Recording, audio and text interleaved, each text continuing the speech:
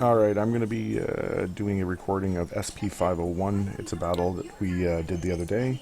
I'm going to get back to this, so audio from my commentary is going to be intermittent, but here we go.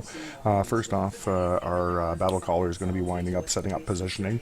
I will swirl around the map and I will show you the positions that the tanks take up for this particular map battle sequence.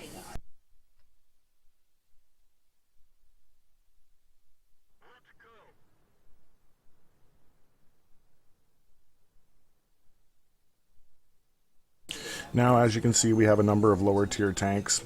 You can see our battle caller, the STI Hypoxia, sitting there giving instructions.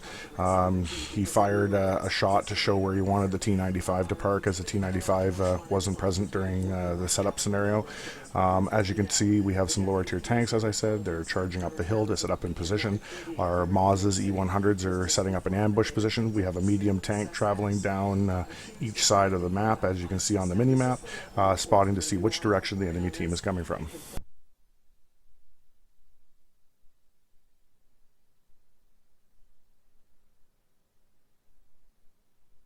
Now, knowing the T-95 and the way that its armor is set up, you can see how this would be an advantageous position for the T-95 to be in. You can also see that another tank destroyer is positioned in the back corner.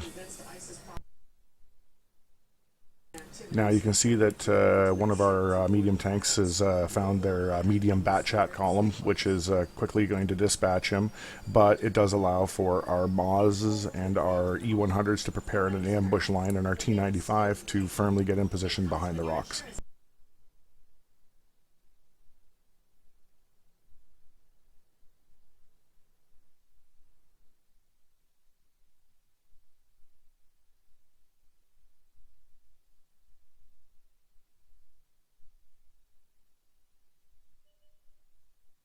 The STI is now assumed a position relative for spotting and is also in position to take shots on the bat chats and allow him a field position to view all options on the map.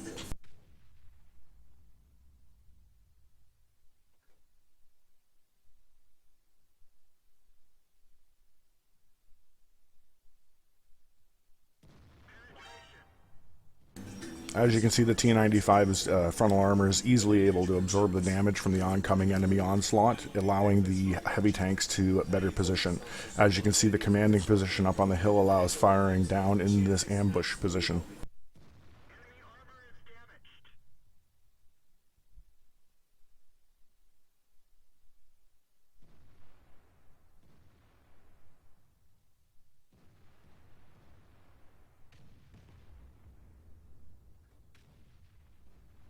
Once again, you can see the focus fire going on as they work down each of the enemy team's tanks that fall into position, selecting from the weakest armored tanks up as they are quicker to dispatch.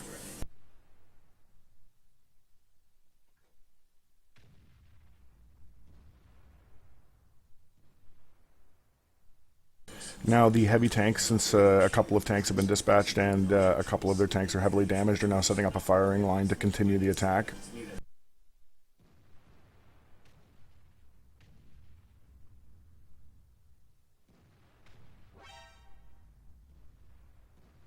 Now you can see their second push coming up the J line, there. They're setting up, and the battle caller is now diverting additional tanks over to the opposite side in order to cover.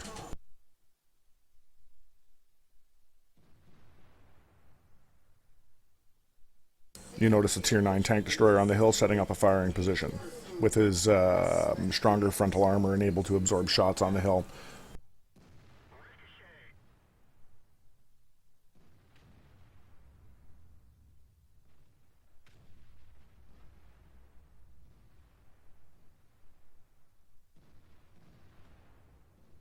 Once again, the other tank destroyer staying in the back, not moving, keeping his frontal armor in position and taking shots as needed.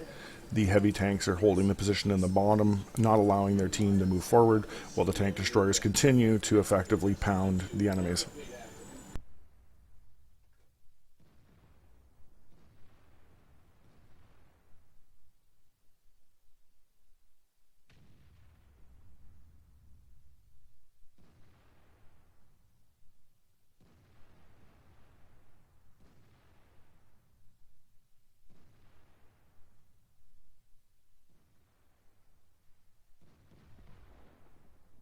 Noticing the IS-7 moving into position, Hypoxia now has ordered a couple of tanks to pursue over to prevent a ambush in behind on the heavier tanks.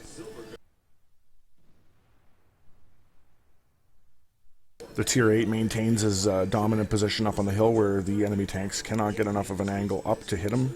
As you can see, Spy 96 up there doing damage, and Tier 8 maintaining being effective, punching through the weaker top armor.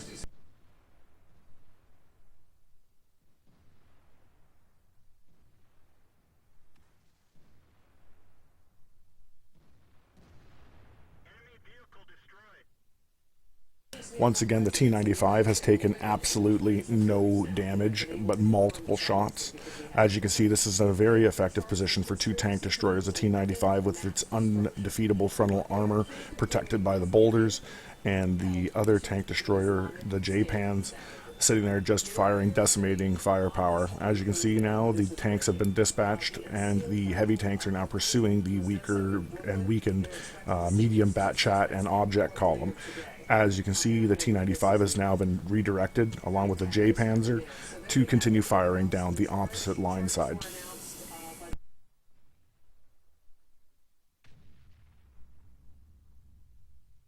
Just look at the T-95's damage, 4,400 damage.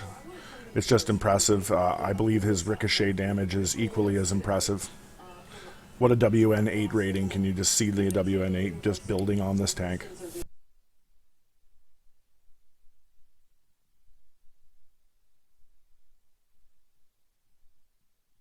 As you can see, this was an entirely effective win.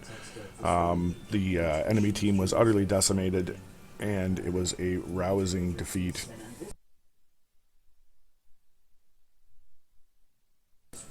And that is a cleanup and a wrap to this battle. I hope you guys enjoyed tuning in this evening. Stay tuned for the next time that we do a battle replay. Once again, this has been SP501.